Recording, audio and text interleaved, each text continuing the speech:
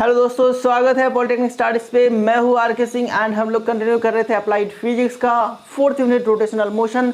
तो rotational motion से आज हमारा आखिरी क्लास होगा एंड आज के क्लास में हम लोग बात करने वाले हैं पैरेलल एक्सिस थ्योरम एंड उसी के साथ रेडियस ऑफ जाइलेशन के बारे में, ठीक है।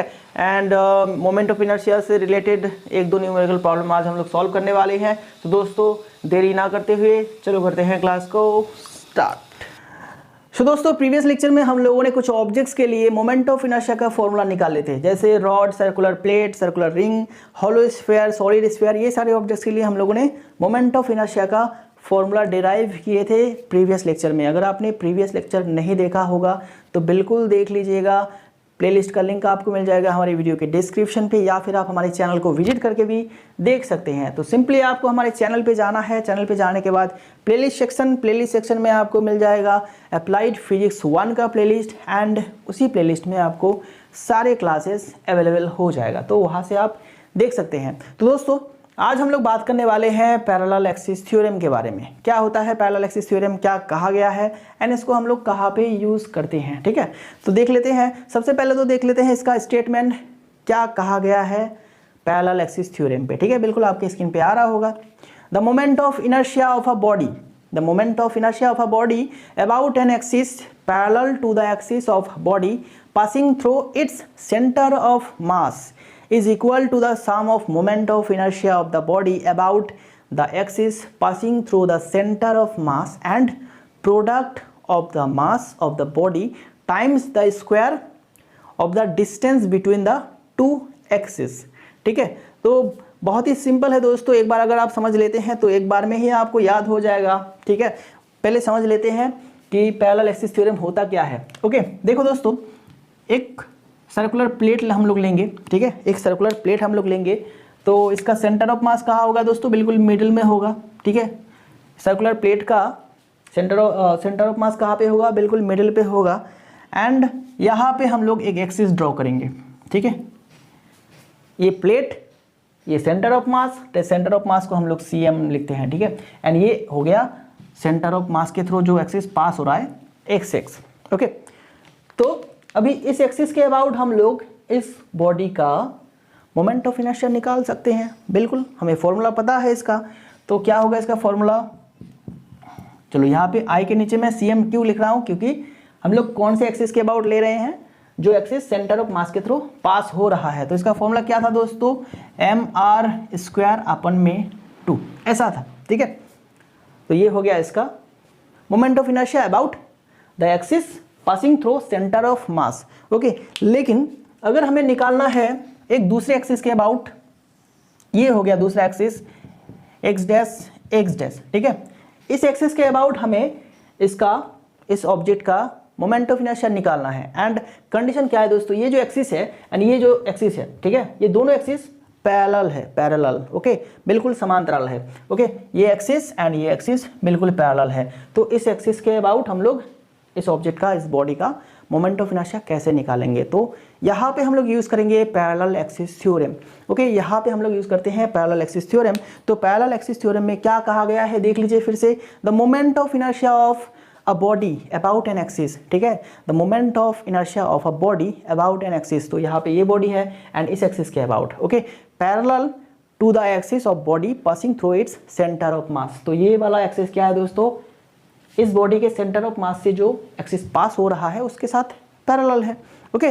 तो क्या होगा, is equal to the sum of moment of inertia, ठीक है। ये वाला ये मान लेते हैं I x', ठीक है। इसका वैल्यू क्या रहेगा, is the sum of moment of inertia of the body about the axis passing through the centre of mass. मतलब यहाँ पे ये आएगा ICM एंड प्लस क्या होगा दोस्तों, प्लस देखो कहा गया है and the product of the mass of the body, product of the mass, इस बॉडी का अगर मास है m, ठीक है, एंड क्या है, times the square of the distance between the two axis, ठीक है। एंड इन दोनों एक्सिस के बीच में जो डिस्टेंस है उसका स्क्वायर मान लेते हैं। इस एक्सिस एंड इस एक्सिस के बीच में डिस्टेंस है d, तो यहाँ पे m के साथ कौन सा मल्टीप्लाई होगा, d² मल्टीप्लाई होगा, डिस्टेंस का स्क्वायर मल्टीप्लाई होगा।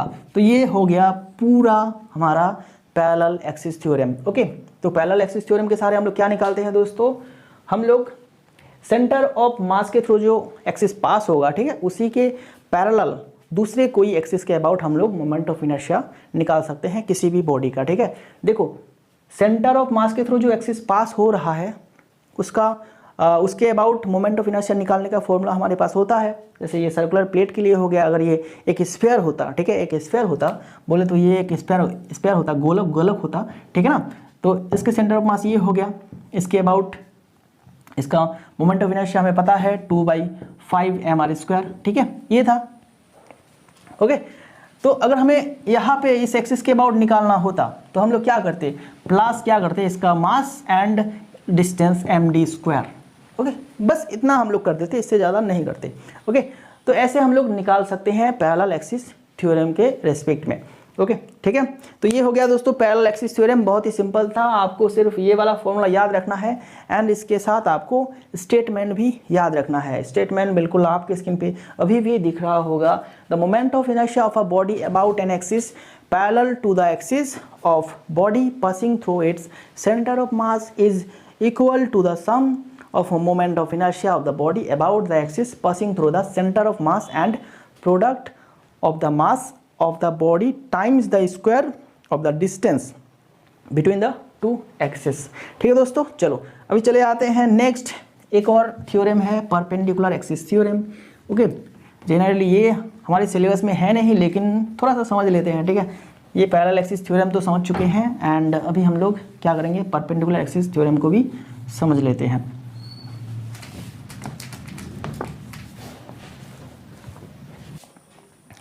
तो दोस्तों अभी अपन बात करेंगे परपेंडिकुलर एक्सिस थ्योरम के बारे में। परपेंडिकुलर एक्सिस थ्योरम पे क्या कहा गया है, इसका जो स्टेटमेंट है बिल्कुल आपके स्क्रीन पे दिख रहा होगा। For any plane body the moment of inertia about any of its axis which are perpendicular to the plane is equal to the sum of the moment of inertia about any two mutually perpendicular axes laying in the plane of the body which intersect the first axis in the plane। ठीक है, ये है इसका statement, बिल्कुल याद रखिएगा and इसका मतलब भी समझ लेते हैं। देखो दोस्तों, सबसे पहले तो ये जान लेते हैं, ये जो परपेंडिकुलर एक्सिस थ्योरम है ये प्लेन ऑब्जेक्ट के लिए लागू होता है। ठीक है, प्लेन ऑब्जेक्ट बोले तो 2 डायमेंशनल ऑब्जेक्ट, जैसे किताब का पन्ना होता है, किताब का पन्ना उसका थिकनेस बहुत ही कम होता है, इसीलिए हम लोग उस थिकनेस को बिल्कुल नेगलेक्ट करते हैं, लेकिन उसके पास फिर भी लंबाई होता है, चौड़ाई होता है। ठीक है, लंबाई चौड़ाई उसके पास होता है। तो किताब का पन्ना क्या हो गया दोस्तों, 2 डायमेंशनल ऑब्जेक्ट या फिर प्लेन ऑब्जेक्ट। तो सबसे पहले यहाँ पे हम लोग लेंगे एक प्लेन ऑब्जेक्ट, जैसे कि मैंने यहाँ पे लिया है एक रेक्टेंगुलर लेमिना, तो इसका थिकनेस बहुत ही कम है तो इसको पूरा नेगलेक्ट कर देते हैं, लेकिन इसके पास फिर भी क्या है, लंबाई है, लंबाई मान लेते हैं L एंड इसका चौड़ाई B। ठीक है, B for breadth and L for length, तो लंबाई हो गया L एंड चौड़ाई हो गया B। ओके, तो देखो दोस्तों प्रीवियस क्लास में हम लोगों ने सीखे हैं, अगर यहाँ से कोई एक्सिस अगर इस तरह से जाएगा, ठीक है, कोई एक्सिस अगर ऐसे जाएगा, मतलब ये अगर एक्स एक्सिस है तो इसके अबाउट हम लोग इसका मोमेंट ऑफ इनर्शिया निकाल सकते हैं। ठीक है, जैसे आई एक्सिस क्या हो जाएगा, आई एक्सिस हो जाएगा mb² अपन में 12। ओके, mb² अपन में 12। अगर कोई एक्सिस ऐसे है y, ठीक है, तो इसके अबाउट भी हम लोग मोमेंट ऑफ इनर्शिया निकाल सकते हैं। बिल्कुल यहाँ पे क्या हो जाएगा ml² अपन में 12। ओके, तो ये दोनों एक्सिस क्या है दोस्तों, इसी प्लेन पे लाई कर रहा है। ठीक है, इसी प्लेन पे बिल्कुल लाई कर रहा है। इसके अबाउट हम लोगों ने मोमेंट ऑफ इनर्शिया कैसे निकालते हैं इसका फॉर्मूला सीख लिए हैं ऑलरेडी प्रीवियस क्लास में। ओके, तो देखो लेकिन बात ये है दोस्तों, अगर कोई एक्सिस इस प्लेन के साथ बिल्कुल परपेंडिकुलर है, कहीं पे भी हो सकता है, ठीक है, बिल्कुल परपेंडिकुलर है, ऐसे ऐसे देखो ये प्लेन हो गया, इसके साथ ये वाला एक्सिस, ठीक है, परपेंडिकुलर है। ओके, तो इसके अबाउट अगर इस प्लेन का, इस ऑब्जेक्ट का मोमेंट ऑफ इनर्शिया निकालने के लिए बोला जाए तो वो प्रोसेस थोड़ा सा डिफिकल्ट हो जाता है, बहुत ही ज़्यादा डिफिकल्ट होता है, इंटीग्रेशन करके निकालना है, बहुत ही लेंथी प्रोसेस है। ओके, तो उसके लिए हम लोग यूज़ करते हैं परपेंडिकुलर एक्सिस थ्योरम। तो इस थ्योरम के सहारे हम लोग काफ़ी ईजीली निकाल सकते हैं परपेंडिकुलर एक्सिस के अबाउट कोई भी प्लेन ऑब्जेक्ट का मोमेंट ऑफ इनर्शिया। तो देखो इसी के केस में हम लोग मान लेते हैं परपेंडिकुलर एक्सिस बिल्कुल यहाँ पे है, ठीक है, यहाँ पे है, एंड कहाँ पे होना चाहिए दोस्तों, जहाँ पे ये दोनों एक्सिस, ठीक है, ये दोनों एक्सिस आपस में म्यूचुअली परपेंडिकुलर है, X axis and Y axis दोनों आपस में क्या है 90 डिग्री एंगल पे है। ओके, एंड जहाँ पे इंटरसेक्ट करेगा, जहाँ पे ये दोनों क्रॉस करेगा ना, ठीक है, वहाँ पे हमें रखना है ये वाला परपेंडिकुलर एक्सिस को। ठीक है, अगर ये परपेंडिकुलर एक्सिस यहाँ पे होता तो हमें इन दोनों एक्सिस को मूव करा के कुछ इस तरह से लाना होता, ताकि ये दोनों एक्सिस का जहाँ पे इंटरसेक्ट करेगा वहाँ पे परपेंडिकुलर एक्सिस रहना चाहिए। ओके, चलो, तो इस केस में हम लोग बिल्कुल मान लेते हैं कि बीच में ही हमारा परपेंडिकुलर एक्सिस है, तो उसके अबाउट कैसे निकालेंगे मोमेंट ऑफ इनर्शिया। ओके, तो एक्सिस क्या है, यहाँ पे है, परपेंडिकुलर एक्सिस बिल्कुल यहाँ पे है, तो कैसे निकालेंगे दोस्तों, अकॉर्डिंग टू द स्टेटमेंट। ठीक है, अकॉर्डिंग टू द स्टेटमेंट अगर हम लोग यहाँ पे परपेंडिकुलर एक्सिस एक्सिस के अबाउट इसका मोमेंट ऑफ इनर्शिया निकालेंगे, तो हम लोग क्या करेंगे, देखो इस पॉइंट पे दोनों मतलब दो mutually perpendicular axis which are lying in the plane, okay, which are lying in the plane, उसका अबाउट हम लोग मोमेंट ऑफ इनर्शिया निकालेंगे I X X plus I Y Y, दोनों को अगर जोड़ देते हैं तो फिर हमें मिल जाएगा इस पॉइंट पे जो परपेंडिकुलर एक्सिस है उसके about moment of inertia. Okay, ठीक है ना। चलो एक और केस लेते हैं दोस्तों, यहाँ पे ये वाला आप याद रखिएगा, स्टेटमेंट के साथ मैच करके देखिए यही कहा गया है या फिर दूसरा कोई और बात कहा गया है, बिल्कुल चेक करके देख लीजिए। अभी क्या है, अभी हम लोग एक और केस लेते हैं, जैसे देखो ये हमारा क्या है, एक रेक्टेंगुलर लेमिना है एंड कुछ यहाँ पे है, यहाँ पे क्या है दोस्तों, यहाँ पे है हमारा परपेंडिकुलर एक्सिस बिल्कुल यहाँ पे, एंड इसके अबाउट, इस एक्सिस के अबाउट हमें इस ऑब्जेक्ट का मोमेंट ऑफ इनर्शिया निकालने के लिए बोला गया है। तो क्या करेंगे, इसका लेंथ L, इसका ब्रेथ B हमें पता है, ठीक है, इसका लेंथ B हमें पता है, एंड इस रेक्टेंगुलर लेमिना का सेंटर ऑफ मास कहाँ पे है दोस्तों, सेंटर ऑफ मास बिल्कुल बीच में होगा, यहाँ पे होगा सेंटर ऑफ मास, ठीक है, सेंटर ऑफ मास यहाँ पे होगा। तो सेंटर ऑफ मास के रेस्पेक्ट में हम लोग सबसे पहले तो क्या निकालेंगे, मोमेंट ऑफ इनर्शिया निकालेंगे। तो देखो आई, ये ब्लैक से लिखता हूँ तो आपको देखने को मिलेगा, सबसे पहले तो हम लोग सेंटर ऑफ मास के अबाउट निकालेंगे, आई एक्स एक्स, यहाँ पे सी एम दे रहा हूँ, ठीक है, and I Y Y C M, I Y Y C M, ठीक है। ओके, दो अलग अलग से हम लोगों ने निकाले हैं, एक तो ये एक्स एक्सिस के अबाउट एंड एक वाई वाई के अबाउट, ठीक है, ओके, जो कि सेंटर ऑफ मास के थ्रू पास हो रहा है, ठीक है ना। अभी क्या करते हैं, अभी हमें यहाँ पे जो परपेंडिकुलर एक्सिस है उसके अबाउट निकालना है, तो ये दोनों एक्सिस को यहाँ से ट्रांसफ़र करके यहाँ तक लाना है, हमें यहाँ पे लाना है, ऐसे बिल्कुल ऐसे लाना है।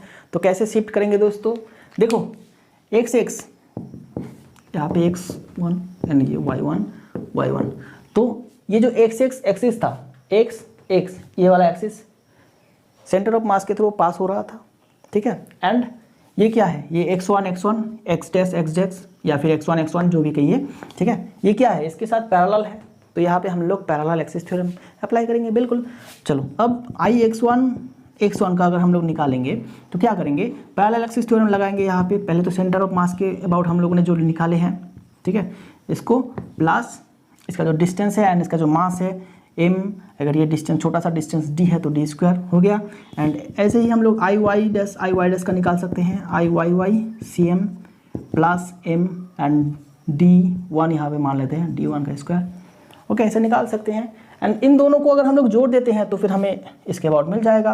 अभी according to perpendicular axis theorem I equal to क्या होगा दोस्तों, आई x1 प्लस आई y1, ओके, बिल्कुल इस तरह से निकल जाएगा। तो ये जो प्रोसेस है, ये प्रोसेस काफ़ी इजीली है क्योंकि हमें फॉर्मूला पता होता है, हमें इंटीग्रेशन करके फॉर्मूला डिराइव करने का कोई ज़रूरत नहीं, ठीक है। तो इस तरह से हम लोग निकालते हैं परपेंडिकुलर एक्सिस थ्योरम के सहारे परपेंडिकुलर एक्सिस अबाउट हम लोग किसी भी प्लेन बॉडी का मोमेंट ऑफ इनर्शिया, ठीक है। चलो अब बात करते हैं दोस्तों हम लोग रेडियस ऑफ जायरेशन के बारे में। रेडियस ऑफ जायरेशन एक बहुत ही इंपॉर्टेंट टॉपिक है, लेकिन बहुत ही सिंपल सा टॉपिक है, एक बार में ही आपको समझ में आ जाएगा। देन उसके बाद हम लोग दो न्यूमेरिकल करेंगे, ठीक है ना। चलो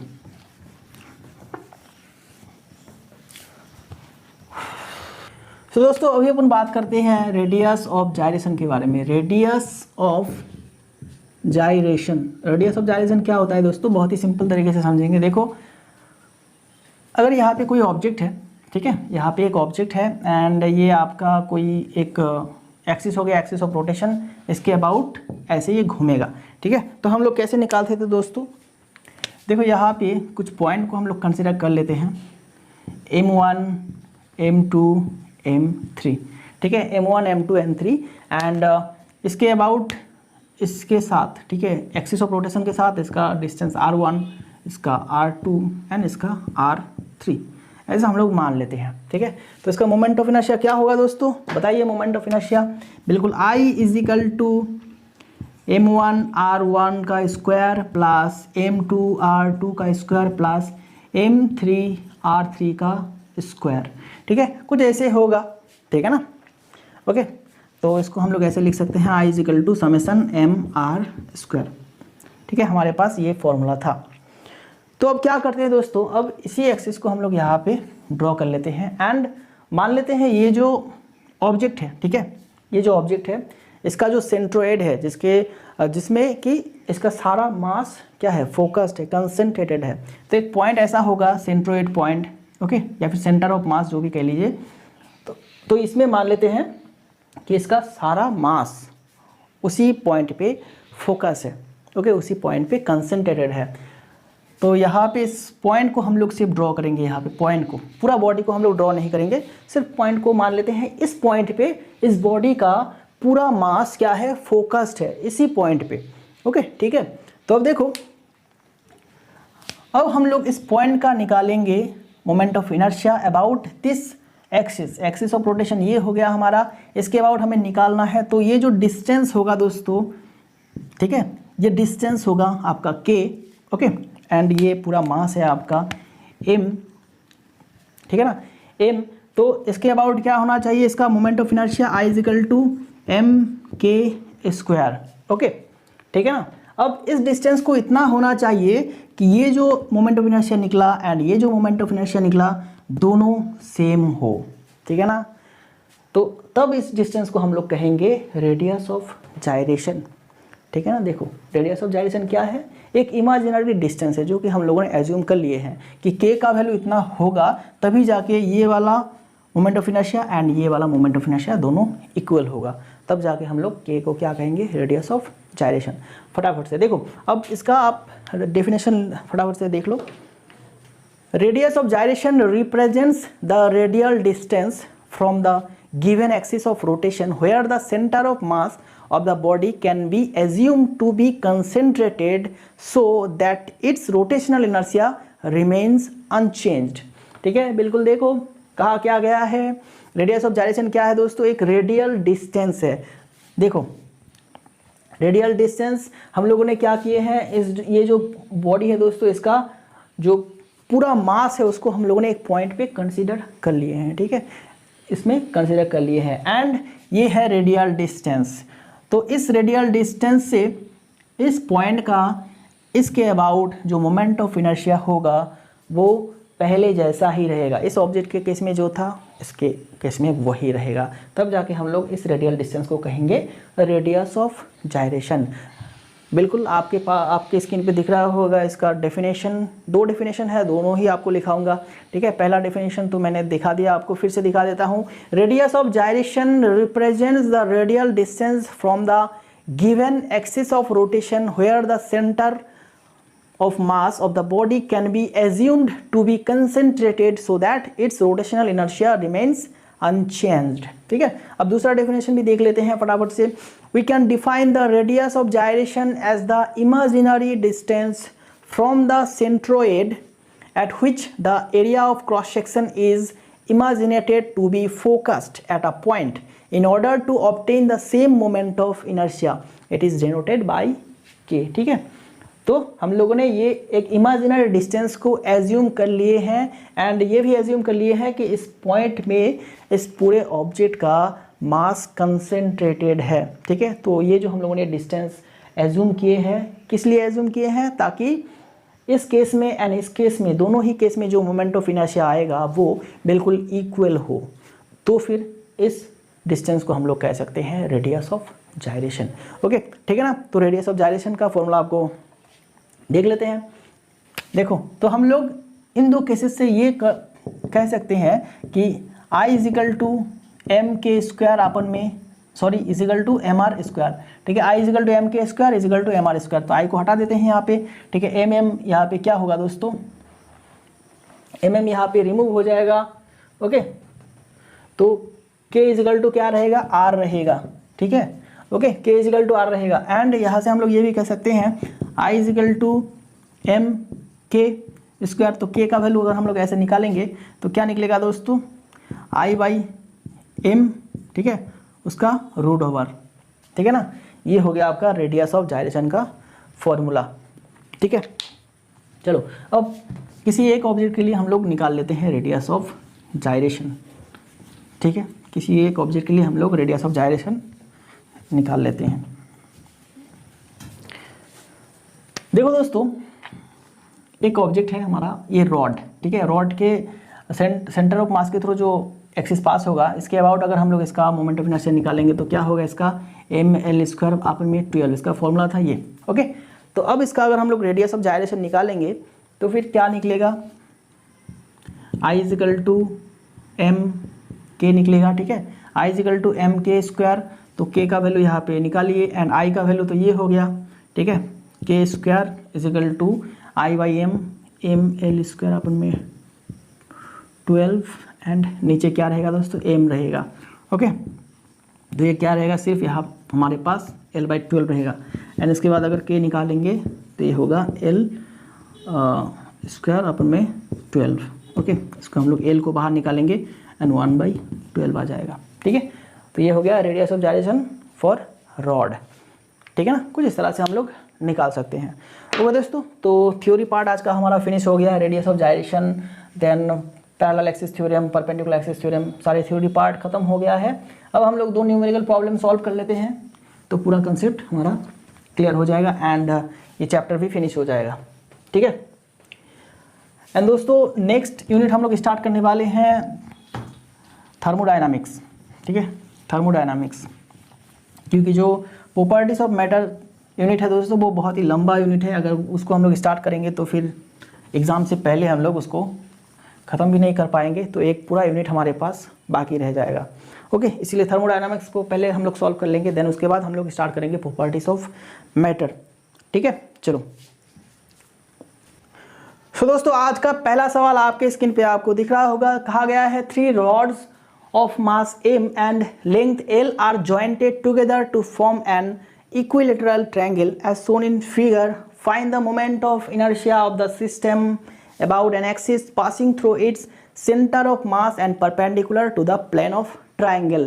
मतलब 3 रॉड दिया गया है, तीनों रॉड का लेंथ है l एंड मास है m, ठीक है। तीनों रॉड को इस तरह से कनेक्ट किया जाएगा कि वो तीनों मिलके एक ट्राइंगल बनाएगा, इक्विलेटरल ट्राइंगल बनाएगा। एंड अभी क्या करना है, जो ट्राइंगल बना है उसके सेंटर ऑफ मास के अबाउट, ठीक है, उसके सेंटर ऑफ मास के अबाउट हमें निकालना है पूरा सिस्टम का मोमेंट ऑफ इनर्शिया। तो देखो, हमें दिया गया है 3 रॉड, तीनों रॉड का लेंथ क्या है l, ठीक है, एंड मास है m। अब तीनों रॉड को कनेक्ट करके ऐसे ट्रायंगल का रूप दिया गया है। ओके, एंड तीनों, ये जो ट्रायंगल फॉर्म होगा दोस्तों ये होगा आपका इक्विलेटरल ट्रायंगल, क्योंकि तीनों साइड इसका इक्वल है। ओके, तो इक्विलेटरल ट्रायंगल का जो सेंटर ऑफ मास होता है वो कुछ इस पोजीशन पे होता है, ठीक है ना, इस पोजीशन पे होता है। तो यहाँ पे जो एक्सिस रहेगा बिल्कुल परपेंडिकुलर, ट्रायंगल के प्लेन के परपेंडिकुलर यहाँ पे जो एक्सिस रहेगा, इसके अबाउट ये पूरा सिस्टम का हमें मोमेंट ऑफ इनर्शिया निकालना होगा। देखो अब कैसे करेंगे दोस्तों, जैसे कि हमें पता है moment of inertia of rod about it's centre of मास, ठीक है। रॉड के सेंटर ऑफ मास के अबाउट हम लोग मोमेंट ऑफ इनर्शिया का फॉर्मूला जानते हैं। मोमेंट ऑफ इनर्शिया का फॉर्मूला क्या होगा, यहाँ पे अगर ये सेंटर है तो मोमेंट ऑफ इनर्शिया का फॉर्मूला है एम एल स्क्वायर बाई 12। ये हम लोगों ने प्रीवियस लेक्चर में देखा था, ठीक है। ओके, तो तीनों का हमें पता चल गया है। तीनों रॉड का जो मोमेंट ऑफ इनर्शिया होगा उसके सेंटर ऑफ मास के अबाउट, वो होगा ml² अपन में 12। तीनों रॉड का हमें पता चल गया है। लेकिन देखो हमें क्या करना है, हमें निकालना है इस पॉइंट के अबाउट, ठीक है, इस पॉइंट के अबाउट। तो इस पॉइंट के अबाउट कैसे निकालेंगे, सबसे पहले तो हमें देखना है यहाँ पे इस रॉड का जो सेंटर ऑफ मास के थ्रू जो एक्सिस पास हो रहा है वो बिल्कुल इस तरह से होगा, एंड ये जो ट्रायंगल फॉर्म हुआ है इसका प्लेन ये है, एंड उसके सेंटर ऑफ मास के थ्रू जो परपेंडिकुलर एक्सिस पार होगा वो बिल्कुल इस तरह से होगा। तो आप देख सकते हैं यहाँ पे दोनों ही एक्सिस क्या है, बिल्कुल पैरेलल है। तो पैरेलल एक्सिस थ्योरम यहाँ पे अप्लाई करेंगे। तो पैरेलल एक्सिस थ्योरम अप्लाई करने के लिए हमें जानना होगा कि इस पॉइंट से इस पॉइंट का डिस्टेंस क्या है, इस पॉइंट से इस पॉइंट का डिस्टेंस क्या है, इस पॉइंट से इस पॉइंट का डिस्टेंस क्या है, ठीक है। तीनों ही डिस्टेंस इक्वल होगा क्योंकि ये इक्विलैटरल ट्रायंगल है। एक डिस्टेंस अगर हम लोग निकाल लेते हैं तो काम बन जाएगा। ओके चलो देखो, अब सबसे पहले तो हम लोग इस पॉइंट को, ठीक है, ऐसे कनेक्ट कर देंगे मिडिल पॉइंट के साथ। तो ये बन जाएगा आपका हाइट ऑफ द ट्रायंगल, मतलब हम लोग ट्रायंगल का हाइट निकालेंगे, ठीक है। तो कैसे निकालेंगे हाइट का फॉर्मूला क्या होता है दोस्तों, हाइट का फॉर्मूला होता है आपका height of equilateral triangle. Triangle का फॉर्मूला होता है ट्राइएंगल, GLE, ठीक है। ट्राइएंगल का फॉर्मूला होता है √3 अपन में 2 इंटू जो भी साइड होगा, साइड का जो लेंथ होगा L, ठीक है। तो ये होगा इसका फॉर्मूला, ठीक है ना। ये तो हो गया हाइट, इस पूरे रेड लाइन का डिस्टेंस। लेकिन मोमेंट ऑफ इनर्शिया हम लोग किसके अबाउट निकालेंगे, centre of mass. Centre of मास कहाँ पे है, यहाँ पे है। तो सेंटर ऑफ मास का भी एक आपका रिलेशन होता है। देखो जैसे सेंटर ऑफ मास इस लाइन को दो हिस्से में बांट दिया है, एक तो नीचे वाला हिस्सा, छोटा वाला हिस्सा, एक बड़ा वाला हिस्सा। तो इस पूरे लाइन को अगर हम लोग 3 यूनिट मान लेते हैं, 3 यूनिट, तो नीचे का होगा 1 यूनिट एंड ऊपर होगा 2 यूनिट, मतलब 1/3 पार्ट नीचे रहेगा, 2/3 पार्ट ऊपर रहेगा, ठीक है। ओके ठीक है ना, बात समझ में आया। तो इस वाले ये छोटी सी डिस्टेंस का वैल्यू क्या रहेगा दोस्तों, बोलो। इस छोटे से वैल्यू का डिस्टेंस अगर r मान लेते हैं तो r इजिकल टू ये पूरा का डिस्टेंस है हमारे पास √3 L अपन में 2 इंटू क्या होगा, ये छोटा वाला पार्ट इंटू 1/3। तो इसको अगर कैलकुलेट करते हैं तो कुछ इस तरह से मिलेगा L/2 √3, ठीक है। L/2 √3 r का डिस्टेंस हमें मिल गया है, ठीक है। तो अब हम लोग पैरेलल एक्सिस थ्योरम यहाँ पे अप्लाई कर सकते हैं। Moment of inertia of rod about CM, मतलब centre of mass of triangle, ठीक है। ट्राइंगल के सेंटर ऑफ मास के अबाउट क्या होगा, सबसे पहले तो हम लोग निकालेंगे रॉड का सेंटर ऑफ मास के अबाउट मोमेंट ऑफ इनर्शिया। ये है हमारे पास ml² अपन में 12 प्लस क्या होता है दोस्तों पैरेलल एक्सिस थ्योरम में, मास, ठीक है, एंड डिस्टेंस का स्क्वायर।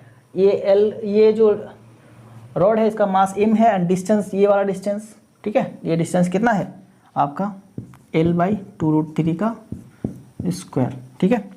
तो क्या मिलेगा हमें, देखो फटाफट से देख लो, कैलकुलेट करो इसको।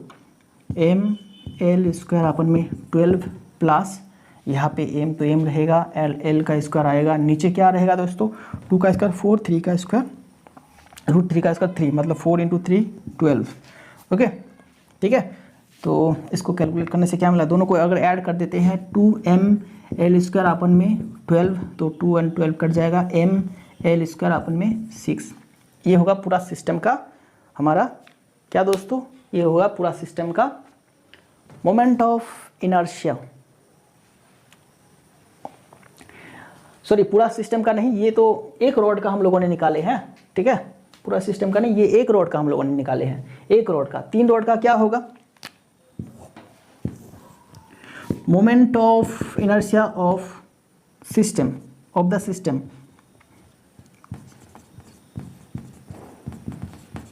ठीक है। तो तीनों रॉड एक ही है, एक जैसा है, डिस्टेंस भी बिल्कुल सेम है, तो हम लोग 3 से मल्टीप्लाई कर सकते हैं, ठीक है। I क्या होगा दोस्तों 3 × ml² अपन में 6, तो ये हमारा बन जाएगा ml² अपन में 2, ओके ठीक है, दिख रहा है आपको, बिल्कुल। तो ये हो गया हमारा पूरा सिस्टम का moment of inertia about the centre of mass of the triangle. Okay, ठीक है। चलो अब नेक्स्ट प्रॉब्लम में चले आते हैं, फटाफट से इसको मैं इरेज कर देता हूँ। दोस्तों मोमेंट ऑफ इनर्शिया का कंसेप्ट अगर आपको समझ में आ गया है तो ये मैथ कुछ भी नहीं है, ठीक है। ये मैथ भी आपको समझ में आ जाएगा। अगर नहीं समझ में आया है तो फिर से आप मोमेंट ऑफ इनर्शिया के जो 3 क्लासेस हुए हैं, इसको लेके 3 क्लासेस हुए हैं, तीनों क्लासों एक बार फिर से रिपीट करके देखिए, ठीक है। रिपीट करके देखिए, कंसेप्ट को समझिए, फिर न्यूमेरिकल ट्राई करिएगा, ठीक है। क्योंकि अगर कंसेप्ट समझ में नहीं आएगा तो न्यूमेरिकल भी समझ में नहीं आएगा आपको।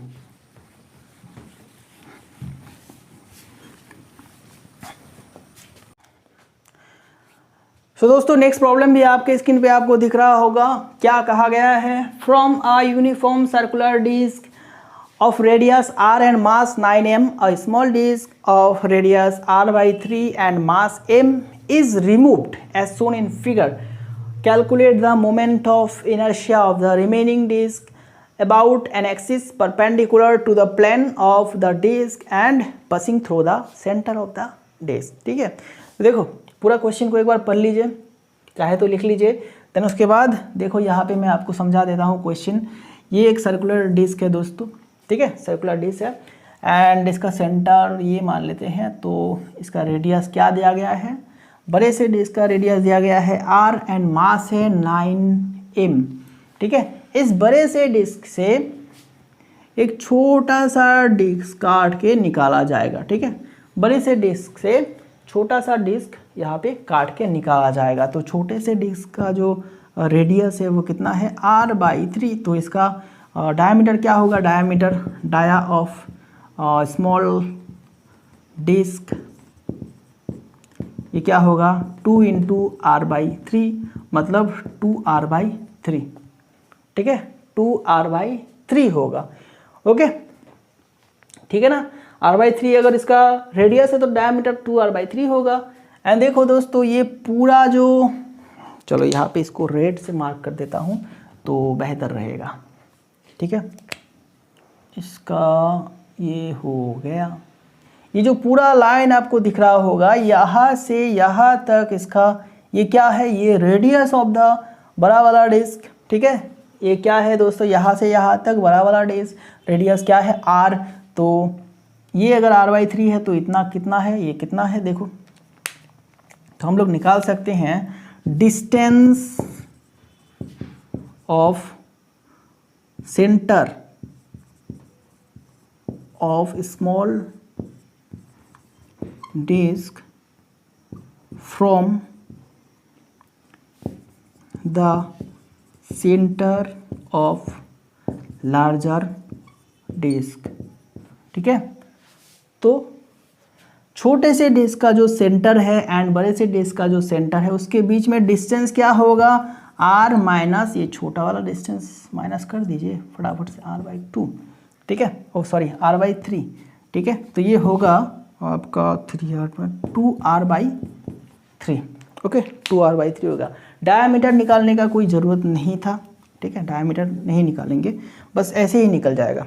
डायमीटर से भी हम लोग निकाल सकते थे लेकिन वो इससे ही अगर निकल जा रहा है तो फिर डायमीटर क्यों निकालेंगे, ठीक है। तो ये हमें मिल गया है। अब क्या करेंगे हम लोग? छोटे से डिस्क का हम लोग निकालेंगे moment of inertia, moment of inertia about this point, ठीक है। चलो यहाँ पे इधर को कर लेते हैं। Moment of inertia of small disc about the centre of larger disc, ठीक है, ओके। मतलब इस पॉइंट के अबाउट हम लोग निकाल रहे हैं।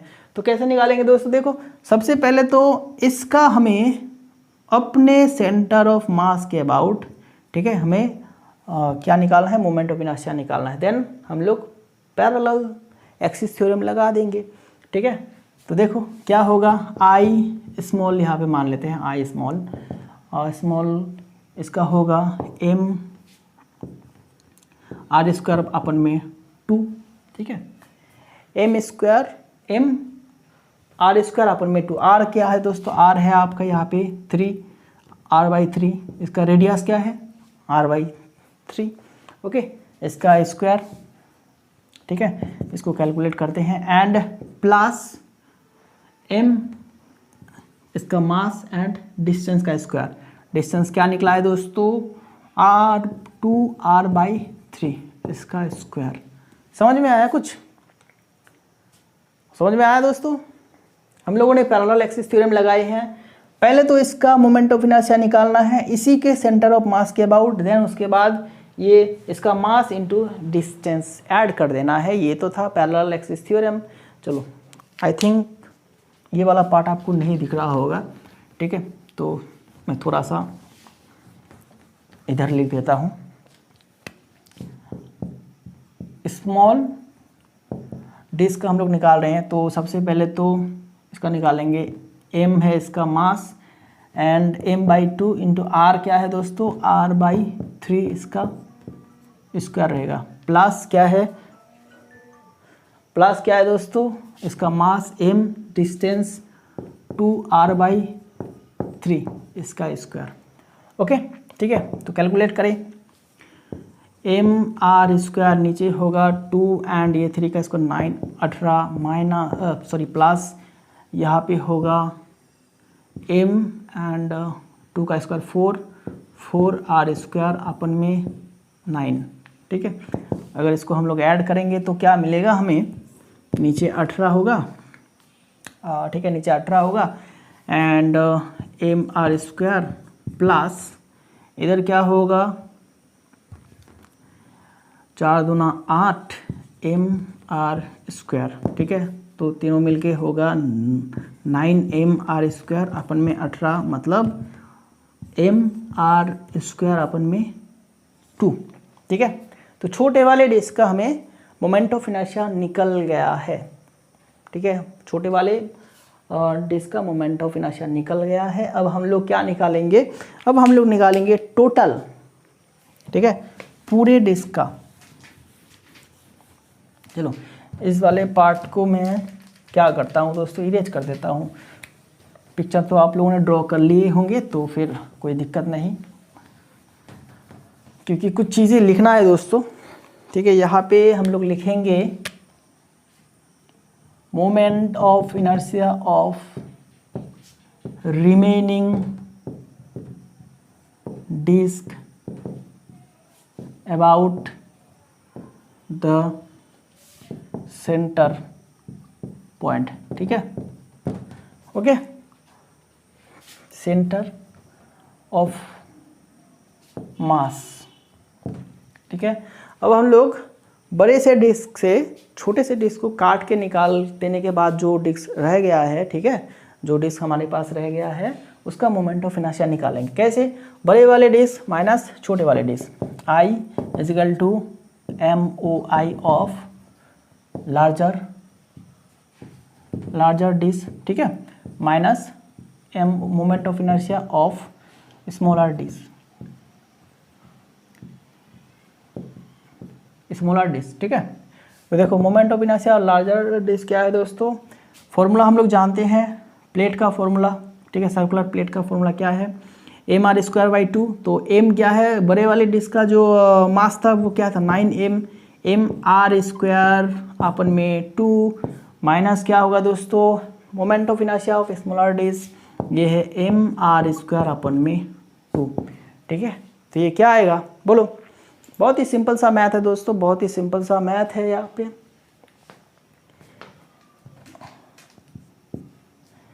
ये क्या होगा, ये होगा आपका, नीचे 2 रहेगा एंड 9mr² माइनस mr² बोले तो 8mr² अपन में 2 या फिर 4mr²। ओके, तो ये हो गया हमारा आंसर। बहुत ही सिंपल था दोस्तों, थोड़ा सा कंसेप्ट आपको समझना था। ओके, चलो फटाफट से इसको कर लो। तो ये दोनों मैथ आज हम लोग करे हैं एंड एक छोटा सा चीज़ रह गया है दोस्तों, उसको अभी हम लोग कर देते हैं, ठीक है। फिलहाल आप इसको फटाफट से लिख लीजिए, फिर उसके बाद मैं कर देता हूँ, ठीक है। वीडियो को पॉज करके आप लिख सकते हैं।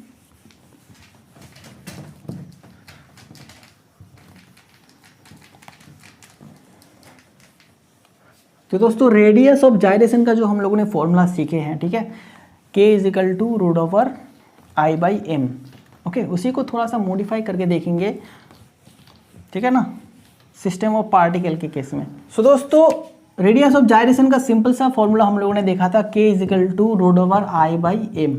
ठीक है, अब क्या करते हैं दोस्तों, सिस्टम ऑफ पार्टिकल्स के लिए हम लोग एक फॉर्मूला डिराइव कर लेते हैं। देखो जैसे एक ऑब्जेक्ट ले रहे हैं हम लोग, यहाँ पे एक्सिस ऑफ रोटेशन, ठीक है, ये है एक्सिस ऑफ रोटेशन, ये है हमारा ऑब्जेक्ट। तो यहाँ पे कुछ पार्टिकल लेंगे, ठीक है, सभी पार्टिकल का मास क्या होगा दोस्तों, बिल्कुल सेम लेंगे, एम, ये भी M, small M small M small M small M.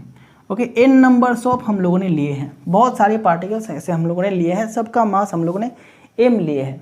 Okay, and अभी क्या करते हैं हम लोग, कुछ ऐसे R1, इसका डिस्टेंस R2, R3, ठीक है, R4, ऐसे R5, R6, जितने भी हम लोगों ने लिए हैं उसका हम लोग अलग अलग नाम दे रहे हैं, R6, ठीक है ना, R4, R5, R6, ठीक है दोस्तों। चलो, तो इसके लिए मोमेंट ऑफ इनर्शिया का फॉर्मूला क्या होगा, I equal to summation M R square, ठीक है, समेसन एम आर स्क्वायर बोले तो M_R1 का स्क्वायर प्लस M_R2 का स्क्वायर प्लस M_R3 का स्क्वायर प्लस ऐसे हम लोग जितने भी लेंगे वैसे करेंगे, ठीक है। मान लेते हैं n नंबर ऑफ हम लोगों ने पार्टिकल लिए हैं, n नंबर ऑफ पार्टिकल हम लोगों ने लिए हैं, तो कुछ फॉर्मूला ऐसा जाएगा। तो देखो अब इसी फॉर्मूला को थोड़ा सा मॉडिफाई करते हैं। i के जगह पे हम लोग क्या लिखेंगे दोस्तों, i के जगह पे लिखेंगे हम लोग m² ओके, एंड यहाँ पे m कॉमन लेते हैं, R1 square plus R2 square plus R3 square plus ऐसे n तक, ठीक है, ऐसे। अब क्या करेंगे, इसको n से डिवाइड कर देंगे, तो डिवाइड करेंगे तो यहाँ पे n मल्टीप्लाई करना होगा। ओके, अभी देखो हम लोगों ने n नंबर ऑफ पार्टिकल लिए हैं एंड n को हम लोगों ने m के साथ मल्टीप्लाई कर दिए हैं, तो हमें क्या मिलेगा दोस्तों, फुल मास मिल जाएगा, ठीक है, फुल मास मिल जाएगा। तो यहाँ से अभी यहाँ पे चले आते हैं, तो ये m² एंड इधर हो गया है m, एंड ब्रैकेट में है आपका R1 का स्क्वायर प्लस R2 का स्क्वायर प्लस R3 का स्क्वायर प्लस ऐसे डॉट डॉट करके n तक, ठीक है, एंड नीचे है n। ओके, तो ये m कट जाएगा दोस्तों, ठीक है, ये m कट जाएगा, तो हमारे पास रहेगा k² एंड इधर रहेगा R1 का स्क्वायर प्लस R2 का स्क्वायर प्लस R3 का square plus dot dot dot Rn का स्क्वायर, ठीक है, एंड नीचे क्या है n। ओके, अगर k मतलब रेडियस ऑफ जाइरेशन, इस केस के लिए रेडियस ऑफ जाइरेशन निकालेंगे तो k इक्वल टू क्या होगा, रूट ओवर कर दीजिए, बस हो जाएगा काम, R1 का स्क्वायर प्लस R2 का स्क्वायर प्लस R3 का square plus dot dot dot Rn तक, ठीक है, एंड नीचे n। ओके, ये हो गया हमारा फॉर्मूला रेडियस ऑफ जाइरेशन के लिए। कुछ नहीं दोस्तों, बहुत ही सिंपल था, ये पार्ट जो है दोस्तों मैं भूल गया था, ठीक है, तो इसको रेडियस ऑफ जाइरेशन के नीचे ही आप लिख लीजिएगा, रेडियस ऑफ जाइरेशन फॉर, इसका हेडिंग है रेडियस ऑफ जाइरेशन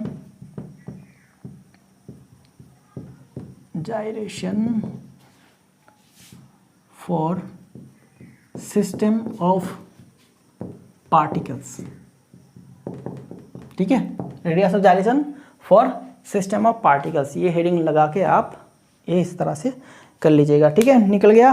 तो दोस्तों चलो, आज का क्लास यहीं पे ख़त्म हो रहा है, एंड इस क्लास के साथ हमारा यूनिट नंबर 4 रोटेशनल मोशन भी कंप्लीट हो गया है। ओके, ठीक है, तो आगे हम लोग स्टार्ट करेंगे यूनिट नंबर 6 थर्मोडायनामिक्स। थर्मोडायनामिक्स ख़त्म होने के बाद देन हम लोग चले जाएंगे unit number 5 properties of matter पे। तो दोस्तों मिलते हैं नेक्स्ट क्लास में, लेकिन तब तक के लिए अपना स्टडी बराबर करते रहना, क्योंकि एग्ज़ाम बहुत ही करीब है, अगले महीने होने वाला है, तो फिर आपको स्टडी बराबर करते रहना है, एंड उसी के साथ अपने तबीयत का भी ख्याल रखिएगा। ओके, ठीक है, अपने फैमिली मेम्बर्स का भी ख्याल रखिएगा। चलो मिलते हैं नेक्स्ट क्लास में, थैंक यू वेरी मच।